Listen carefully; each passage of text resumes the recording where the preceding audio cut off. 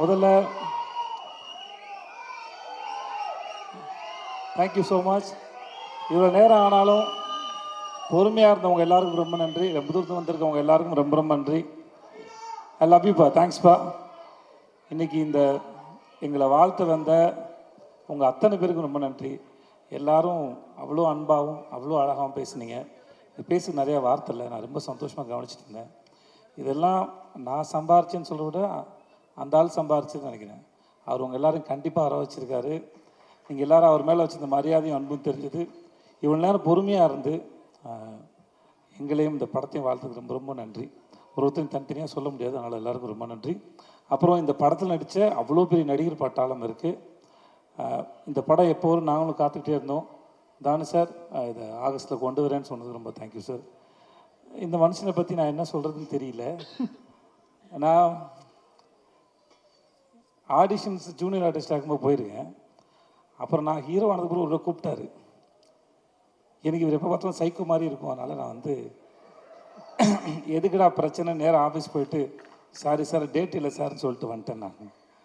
அதுக்கப்புறம் சைக்கோ படம் பார்த்ததுக்கப்புறம் எனக்கு ரொம்ப பிடிச்சி போச்சு. எனக்கு அந்த படம் பார்த்ததுக்கப்புறம் தான் நான் ஃபோன் பண்ணேன். சார் நான் விஜய் சேது பேசுகிறேன் சார், உங்கள் படம் பார்த்தேன், எனக்கு ரொம்ப பிடிச்சிருந்துன்னு சொல்லிட்டு. எனக்கு நல்ல படம் ஏதாவது பார்த்துட்டேன்னா அந்த டேரக்டரோட பேசி நான் அந்த படத்தை புரிஞ்சுக்கிட்டது சரியா, என்னால் எவ்வளோ தூரம் அதை புரிஞ்சிக்க முடிஞ்சதுன்னு எனக்கு டிஸ்கஸ் பண்ணுறது ரொம்ப பிடிக்கும்.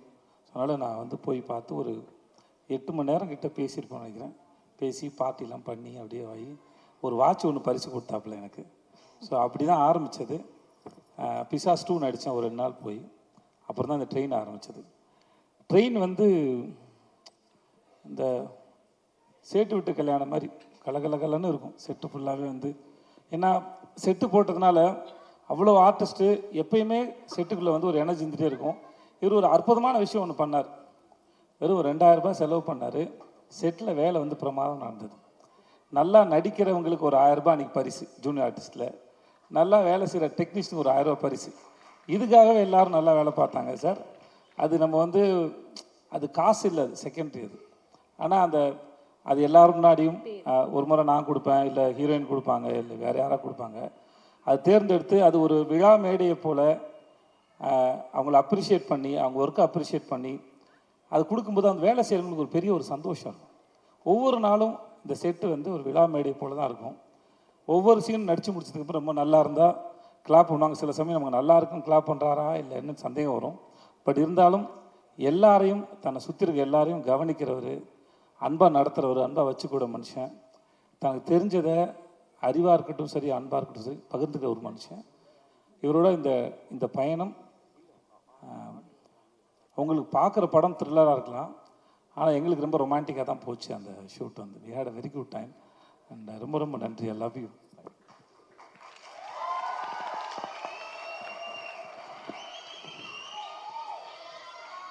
நல்லா வாரி அணைச்சிக்கலாம் அவர். என்னோட ஆக்டர்ஸ் எல்லோரும் தனித்தனியாக சொல்கிறதுக்கு நேரம் இல்லை. Aira and all the best Aira, heroine and Shruti. Thank you Shruti. மற்ற எல்லாருக்கும் ரொம்ப ரொம்ப நன்றி. I had a wonderful experience. I love you so much. I love you. இவ்வளோ நேரம் நீங்கள் பொறுமையாக இருந்ததுக்கு ரொம்ப நன்றி. எல்லோரும் பத்திரமா அவங்க வீட்டுக்கு போங்க. Thanks lot. அண்ட் மாக்காப்பா DD thanks so much. Thank you. Thanks lot. நன்றி.